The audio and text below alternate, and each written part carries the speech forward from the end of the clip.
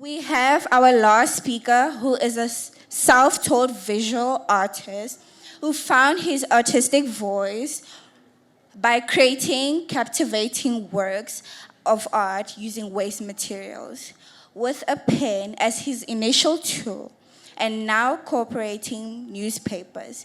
His artistic journey began with a spill of coffee on a drawing, which inspired him to explore the unique colors and textures of newspaper in his artwork.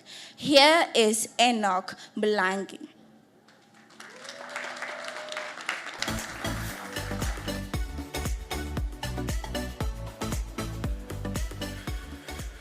Yo, I don't know what to say because this stage is hot. People who came before me here are great men. And it's hard to speak after amazing people have stepped into this stage. But I'll do my best because I'm not really good with public speaking. I'm good with talking with my hands. So my name is Enokk Mlangeni. I am a self-taught visual artist. For those who don't know what is a visual artist, this is part of visual art.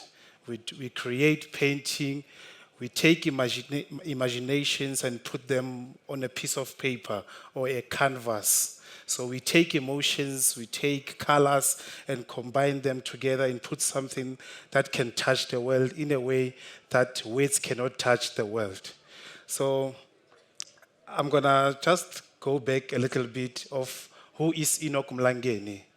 Enokk Mlangeni is a boy who was born in a very small town, a rural area in Petrestein, a town just next to Helbron.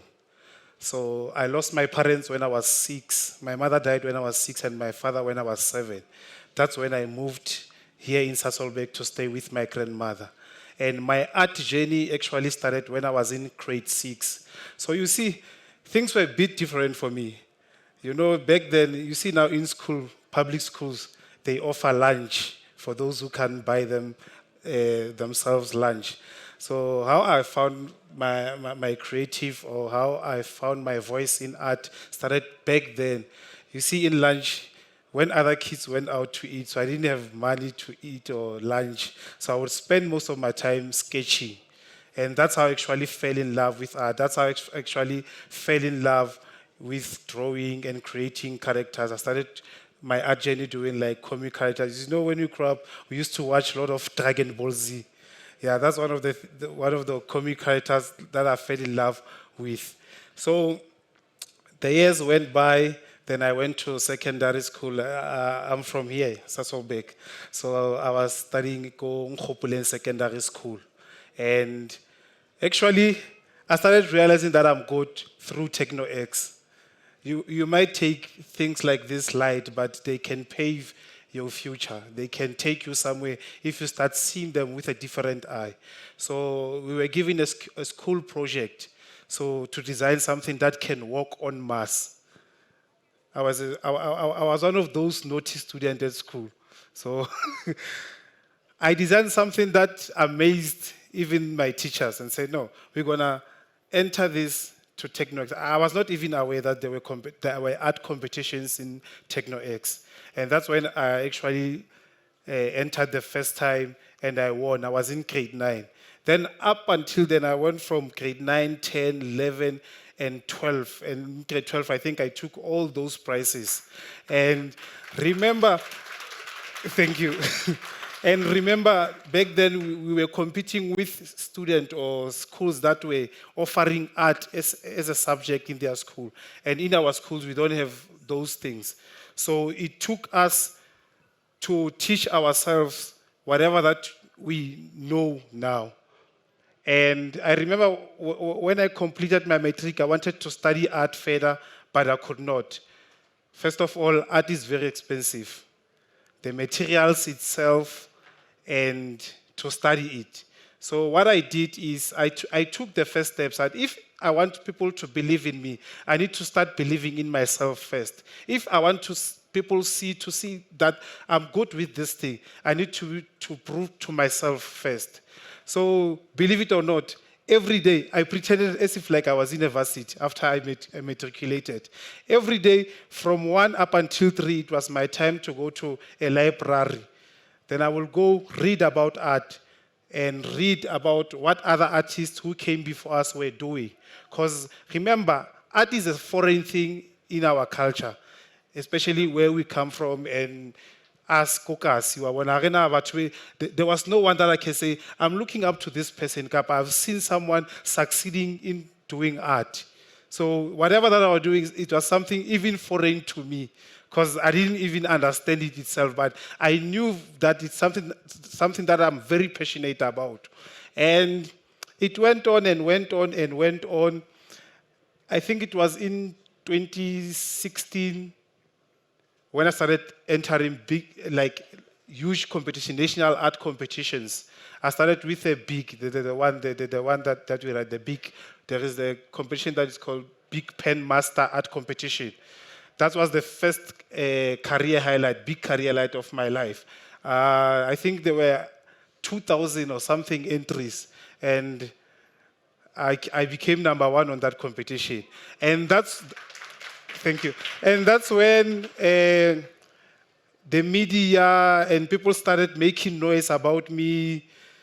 Then the coffee thing happened. So one day I was doing some piece, then the coffee spilled on my work. Then people who write about me, they say the rest was history for him. So I did a few pieces with coffee. Then that's when I did black coffee with coffee. I remember when I posted it, I was like, oh, I posted it, I think it was around 8 o'clock. By 9 o'clock, it was having like 50-something thousand reactions. I was like, yo. And back then, I was only using Facebook. And somebody actually said, please open a Twitter account. You are trending at Twitter. Okay, what is Twitter now? You see, I didn't understand this thing. Then when I got there, and even up to this, that I'm the most followed visual artist on Twitter in the whole Africa. So,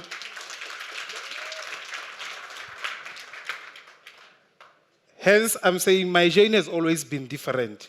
And the first speaker said something about what sets you apart. Because you need to understand, all of us can take a pen, can draw something. And I'm telling you now, there are people who are very good, who are way better than me. But if they can post something, and I come and post something, tomorrow there'll be like 12 interviews, SABC, what, wanting me to share. Why did I do that? If you can follow the story of that Albani kid, I did one of the pieces there. And even Lungisani came and said, why when the media offer so much attention? I said, there is something different about me. It's not about being good. It's about sharing who you are in every piece that you do and realizing the impact that you need to do in people's lives. And I see myself as a beacon of hope to those students who are disadvantaged, those people who come from poor backgrounds, like me. If they look at me, I want them to see that, okay, if this guy can do this, then I can also do this. So let me share a bit of what a visual artist do. What does my day look like? Some people think maybe when you do art, it's like you wake up and paint something nice, then everything falls into place. But no, there's a lot of research that you do as well. And especially when you want to do a certain series that talks about something. That's how we actually work. That's how you begin to learn how to tell a story through the images that you create. And that's a way of letting people to come and connect with your work. And that's one way that you can get to touch people's heart and so that they can relate to whatever piece that you are doing. So you make a research, then you find your voice. Finding your voice in a way like, if you can see 100 pieces here and you walk and you see mine, you'll see this is Enokk's work without even my name on it. So that's part of creating and being a visual artist. So I've done a lot of things in my career. I think my first solo career exhibition was in 2020. And remember, I've never had a solo exhibition before in my life. And for the first time when I got an opportunity to do a solo exhibition, it was an international one in Belgium. Then the second one was in Paris. So I'd love people to go deep and find themselves. Education is always important. Without education, you could not master some of the things because it also helps you, it guides you. So if you combine your education and passion, I believe you'll go somewhere. Thank you.